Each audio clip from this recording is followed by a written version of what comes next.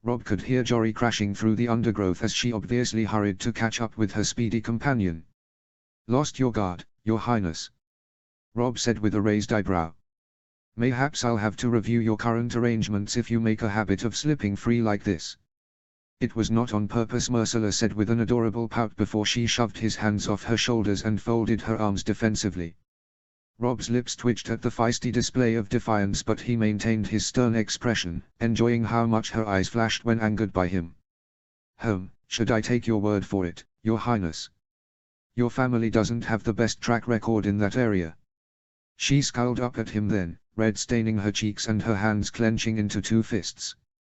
"My word is as good as yours," she hissed, rage causing her voice to shake. Stepping in closer to her, Robb tapped her cheek carelessly with one finger before he said, "See that it is, or these little visits in the forest will be at end. You would not get far, sweeterling, and I am not above shackling you to a wall." The princess' body stiffened at the threat, but before she could open her mouth to say anything, Jorel Mormont finally found them, crashing through a small bush and stopping, her mouth agape, at the tense scene before her. "Your Grace," Jory said, stumbling a little over her words. Robb continued to stare down at Myrcella for a brief moment before he stepped back from her once more and turned his attention to Jory. "Ah, Jorel, there you are," he said pleasantly. "I happened to come across your escapee." "I was not escaping," Myrcella muttered irritably. "Oh no, your Grace, I am sure Myrcella, I mean Her Highness was not trying to escape," Jory said earnestly. "We were just playing and happened to get separated." Robb could not help but reflect on what he had been doing at 16, wearing a too heavy crown and losing his life as he attempted to play a much more dangerous game. How he wished he'd been scampering through the Wolf's Wood instead. However, instead of expressing his bitter thoughts, he just nodded in Jory's direction and said, "Carry on." With a brief glance in Myrcella's direction, he strode away, clicking for Grey Wind to follow. It wasn't until later that night that Robb was able to reflect a little on the encounter. The need to rile the little princess up had taken him aback, but he was quick to dismiss it as nothing more than a continuation of their previous encounter. He ignored the small voice in his head that wondered if that was all it was. Myrcella was left angry and shaken by her latest encounter with Robb Stark. She was unsure of why he had infuriated her so much, but he had. His snide comments regarding her family was nothing new. She had heard them all before, and in a much cruder manner than the words Robb had used. She was used to deflecting them with a serene smile that conveyed her contempt, not the uncontrollable rage that had coursed through her. "What was that about?" Jory asked her in a whisper, even though Robb Stark had left them a good few minutes beforehand. "He accused me of trying to escape," she replied, the residual anger causing her voice to shake a little. "You looked as if you were going to strike him," Jory said in an awestruck tone. "I came very close," Myrcella said with a wry smile. "Myrcella!" Jory exclaimed with a wide-eyed shocked stare. It was a much-needed reminder of the esteem that all those who surrounded her, even her one friend, held Robb Stark in.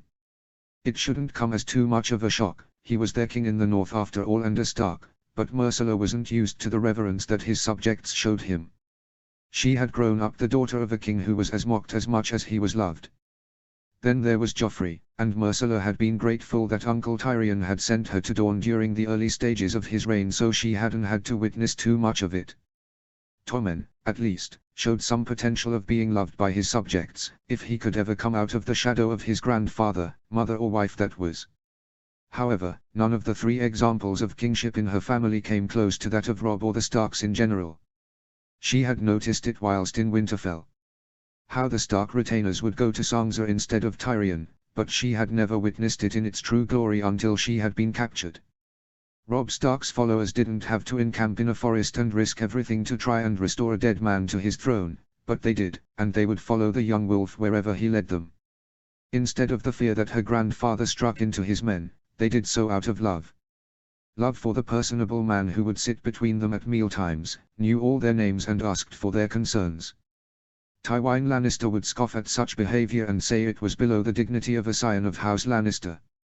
Her lady mother, too, would sneer. No, it was something very peculiar to the North and House Stark, and, in her opinion, it was this devotion that made Robb Stark so dangerous. "Never mind. I would not have dared do so," Myrcella said with a reassuring smile to her stunned friend. "Yes, you would," said a voice in her head that sounded very like Arianne Martell.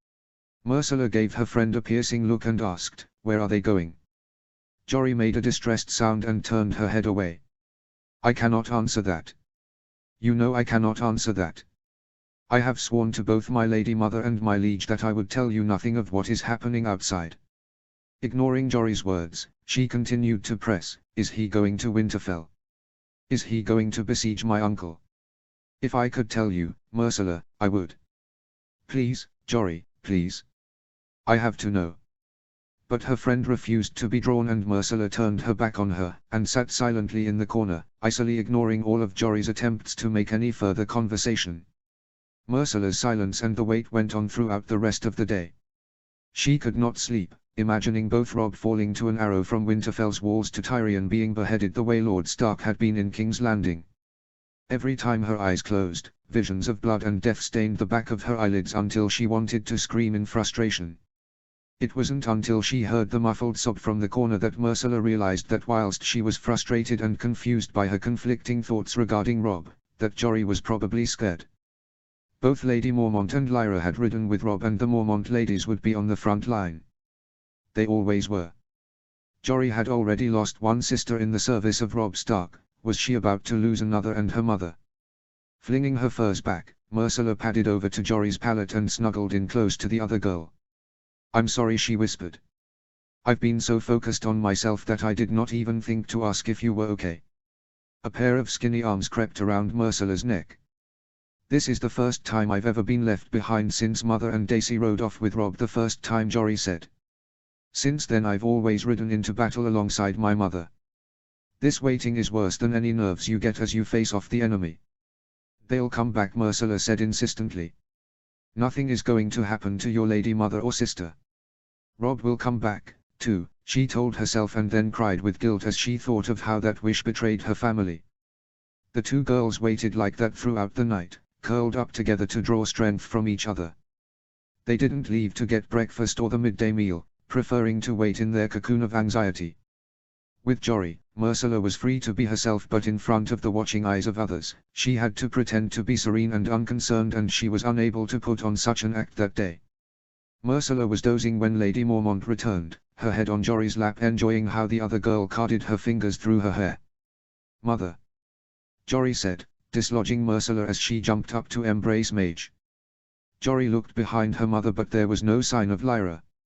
Myrcella watched as her face went pale.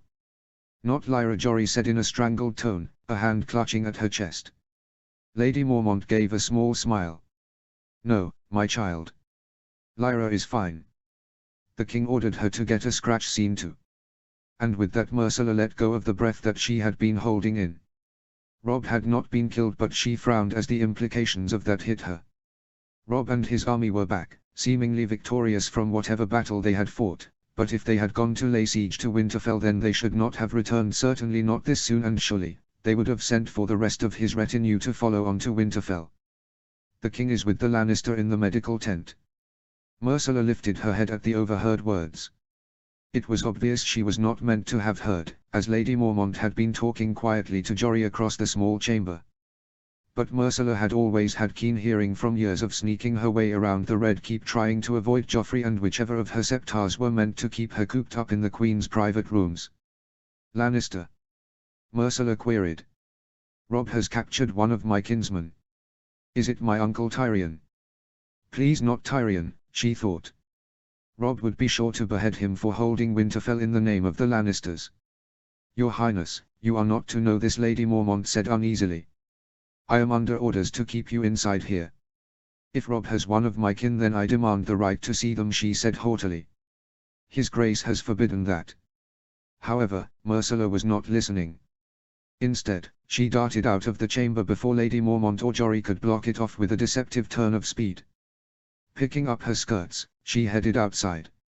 She rushed towards the tents that had been set up in a clearing next to the cave system. It had been deemed unsanitary to keep the sick in the system of damp stony chambers. The healing tents were overseen by a formidable northern woman, Dilla, who came from Torrens Square. She had been the settlement's healer and had joined Robb's army with her brothers. She was an invaluable member of Robb's retinue, and Myrcella had overheard him praising her presence more than once, claiming that his army would not be nearly as healthy and hale as they were without her. He had given her a small legion of young boys and girls who ran tasks, and she trained up the most promising of them. "You cannot go in there, Your Highness," Dilla said, trying to block the entrance of the smallest tent as 2 guards flanked her. "Stand aside," Myrcella ordered. Dilla looked at her sympathetically but shook her head. "I'm sorry, Your Highness, but King Rob has forbidden anyone but essential staff and himself access to the patient. My kinsman is in there. I demand to see him." "Orders are orders, Your Highness." "Let her," in a voice that sounded suspiciously like Rob, called from inside, and Dilla and the guards instantaneously stepped aside. Sweeping past them, Myrcella pulled the fabric of the tent aside and entered. It was dim inside the tent with only one brazier lit. Sir Brynden stood, arms akimbo along one side of the tent, his eyes meeting hers briefly as she surged in. Rob sat on a chair next to a pallet piled high with furs. With anxious eyes, Myrcella sought out just which Lannister had been captured. There, sweat dripping down his forehead, his eyes heavy-lidded and jaw clenched, lay her cousin, Daven Lannister. Her eyes widened. What was Daven doing here? He was meant to be based in the Riverlands, keeping the peace in that troubled region. Then the truth of just what battle Rob had fought hit her. The nearest Lannister army had been sent north, most likely to find her, and instead of finding Myrcella held hostage by bandits, they had come up against the young wolf and his army. And now Rob had himself a second, albeit wounded, Lannister hostage. "Your Highness," Daven said hoarsely, a small smile curling up his lips despite the furrow of pain that rested in between his eyebrows. "Daven," Myrcella whispered, coming forward, sinking on her knees and grabbing his hand, which was hot and clammy despite the shivers that racked his body. "It is good to see you unharmed, little princess," Daven said. "I had hoped to find you and bring you home." "You still can, Daven," she said with an encouraging smile. "Nay, sweeterling, my fight is done." Confused, Myrcella looked up to Rob for confirmation of her cousin's words. He gave her a small grim nod of the head and she stifled back a sob. Crying would not help ease Daven's final moments, and she was determined to be of comfort to him. With her free hand, she smoothed back the few locks of golden hair that clung damply to his forehead. "Are you being treated well, Your Highness?" Daven asked. "Don't worry about me, Daven. I'm fine. Well, as fine as being held prisoner in a cave system gets." He smiled at her. "Good. As long as Stark here isn't abusing you." His grace snapped the blackfish from across the room. "You mean like you Lannisters abused and forcibly married my sister?" Rob said angrily at the same time. Myrcella could not help the laugh that spilled past her lips at the self-righteous anger of Rob and his great uncle. However, she could see the anxiety that lurked in the back of her cousin's eyes and was quick to reassure him. "No, His Grace has treated me with all respect." She could see that doubt still lingered in Daven's eyes, and she could not blame him. The Starks had no reason to treat her well, certainly not after the way Sansa had been punished during her spell as a captive in King's Landing. So she removed her cloak and pushed up her long sleeves. "See," she said, showing him her arms. "Not a bruise in sight." Daven visibly heaved a sigh of relief at that, but his lips turned down. "I just wish I could have brought you back home safe and sound. Or at least warned Lord Tyrion of just what lurked out in this accursed forest. Well, none of your men have been spared to ride back to Winterfell with any information," Brynden Tully interjected from across the tent. Myrcella's heart sunk at that. Lannister men had been killed whole-scale for her, and her uncle still did not know that Robb Stark lurked biding his time before he could launch an attack to reclaim Winterfell. "And yet earlier you cried over the thought of Robb's death," she said to herself, bitterly aware of just how contradictory she was being. How spending time with Robb Stark had confused her. Ignoring the emotional maelstrom that resided inside of her, Myrcella concentrated instead on trying to ease Daven's final moments. "Try not to fret about me, cousin," she said. "There is no reason to fear King Robb's intentions towards me, and I am sure that in due course a resolution will be arranged so I can return home." Out the corner of her eye, she saw Robb's lips curl up in a small smile, and she turned to catch his eye. There was a hint of admiration in the back of them that twisted her stomach into knots, a feeling she dared not look too closely at. "I swear by the old gods and the new that I will treat Her Highness with all respect she is due," Robb said, his eyes never leaving hers. Unsure of whether that was meant to reassure her or her dying cousin, Myrcella smiled softly at him. "See, Davin," she said, turning back towards her cousin. "You have nothing to worry about." Despite his pained and sweating face, intelligence remained in Davin Lannister's eyes and he looked shrewdly between Myrcella and Robb. "I see how things are," he said. "I am satisfied enough to die in relative peace." Myrcella frowned at his words, not understanding just what Davin was hinting at. However, when she looked at Robb there was a slight flush on his cheeks, and he turned away from the dying man, standing to whisper something in Brynden Tully's ear. Conflicts and declarations. In the weeks following Davin's death, Myrcella shut herself away. She could not help but feel that she had somehow caused her cousin's demise. In wishing that Robb would not die, would return to her, that she had sealed Davin's fate. For whilst Robb succeeded, the Lannisters could not prosper in the north. Her mind ran in complicated circles, 1 minute wishing for nothing more than for Tyrion to sweep through the Wolfswood, Lannister men at his back to find her and return her home. Then the tears would leak from her eyes as she realized that she was happy to stay here in this dank, damp cave system if it meant she could be by Robb's side. How had she managed to fall in love with the man who not only held her hostage but also wished for the demise of her family? Traitor, whispered her mind, sounding far too much like her deceased brother, Joffrey. He had teased and twitted her when they'd been at Winterfell as children, a constant stream of derogatory remarks about the North and the Starks about Robb. Because of course he had known that she'd had a childish fancy for the oldest Stark child. Joffrey was always able to find out her weak spots and then use them mercilessly for his own gain. And then when Robb had rebelled, before she'd been sent far away to Dorne, he had tormented her with how he would take Robb's head and decorate her room with it. How she could then gaze upon his northern visage to her heart's content.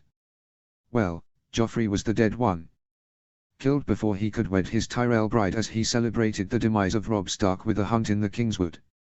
Killed in a freakish hunting accident just like his father, the messengers to Dorne had said, an arrow gone astray. All Myrcella could remember was the awful stench of her father's chamber as he lay dying, the smell of blood, decay and death pervading the room no matter how much incense was burnt. Had it been the same for her brother? But there had been no sadness. Nothing for the boy who'd loved to bully his younger siblings. Not like the grief and guilt she felt at Davin's death.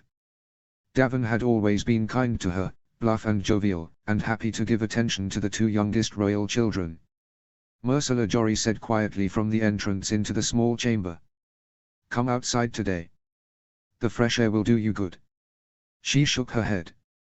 "I can't," she said, her voice cracking. There was silence but Myrcella could feel the heavy gaze of Jory across the small space. She untucked her hair, allowed it to fall as a curtain between them and she heard a small sigh and the rustling of clothes as Jory left. However, it was not more than 5 minutes later when footsteps returned. Too heavy this time to be Jory's and a firm hand grasped her chin, lifting her face up and she looked into the kind eyes of Robb. He studied her for a long moment before he rose back into standing and offered his hand out to her. "Come, my lady," he said. "This moping inside will do no good." She flung her head up at his callous words, anger bubbling over. "I am not moping," she hissed. "I am grieving for my cousin. My cousin who you killed." "And you think you are the only person who has lost someone," he snapped back. "My lady mother died to save me. Died at the hands of a plot concocted by your grandfather, but I could not just waste away. If her death was to mean anything then I needed to fight. And you would have me fight. I would have you do something other than this hiding away in corners. Who will I fight if I do that?" "You. You could try, your highness." "I am not sure how well you have been taught to wield a blade," he said, clearly amused. She rose then, energy coursing through her as she stepped up close to him, her hand raised ready to strike. His hand shot out, grabbing her wrist and holding it in place. "That is better," he said with admiration. "I knew the fire could have been doused completely." Myrcella's shoulders sagged. "You did that on purpose," she accused. Jory's kindness was not moving you. Now you are up, I do not plan on allowing you to sink back into your shadow. I have something to show you." "To show me?" His eyes softened once more as he looked down at her. "Somewhere I go when I need to grieve," he said. Myrcella kept her eyes down as they navigated their way through the cave system. She did not feel able to cope with the curious stares she was bound to get. She also realized that it had been too long since she had done more than give herself a cursory wash. Her hair felt stiff with dirt and she could not remember the last time she had changed the clothes that the Mormonts had loaned her. Almost as if she were beside her, Myrcella could hear her lady mother hissing her disapproval at appearing so unkempt in the presence of enemies. A traitor and a slattern, the voice whispered in her head. Shrunk into herself, it took Myrcella a while to notice that she was no longer in the cave system, but under the trees. It felt good to be out in the fresh air again. She sniffed the scent of the pine forest in gladly, enjoying the scents of late summer. Her eyes hurt if she raised them too high, though, so used had they become to the dark gloom of the caves. Before too long, Rob was leading her into a circle of trees. At the center stood a large weirwood, its bark bone white and its leaves blood red. Myrcella had been fascinated with the old gods since her first visit to Winterfell had been announced. She remembered when their personal maester in King's Landing had informed her and Tommen that they would be traveling north with the king and his retinue to Winterfell. They had begged for information on the culture and customs of the north. He had told them of the primitive tree gods that were worshipped, how faces that bleed were cut into the bark of the trees and the Northmen, misguided and backwards as they were, would pray to them. Tommen and Myrcella had gaped at Maester Prester and giggled over how silly it was to pray to trees rather than to the seven. Then, when they had arrived, Bran and Arya had taken them into the Godswood within Winterfell, and any ridicule she felt towards the old gods disappeared.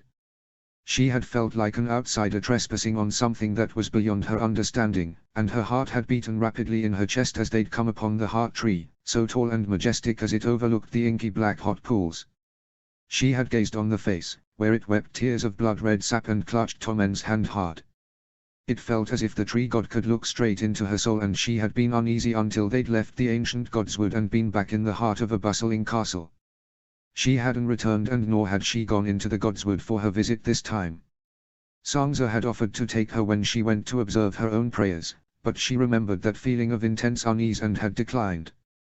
The stillness of the clearing had a similar atmosphere, and her breath hitched in her throat as she looked upon the carved face in the heart tree's trunk, sure that she was unwelcome due to the Lannister connections and Andal heritage.